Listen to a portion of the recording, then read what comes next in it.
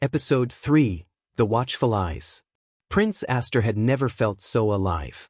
Each evening, he slipped out of the palace and returned to the village, eager to see Chris and learn more about his world. Together, they laughed, shared stories, and worked side by side. For the first time, Aster felt free. But while Aster enjoyed his new life, his absence was noticed in the palace.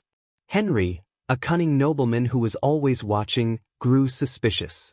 Henry knew Aster was often missing in the evenings, and it made him wonder.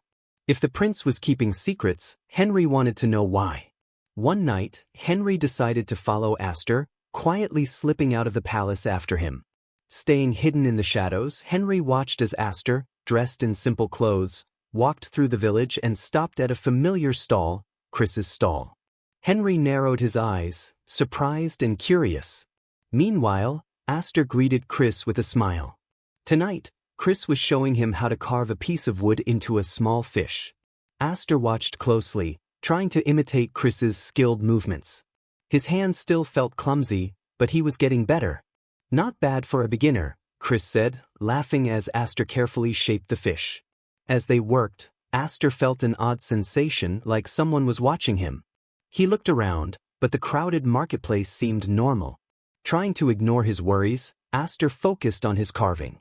But Henry continued to observe from a distance, hidden behind a corner.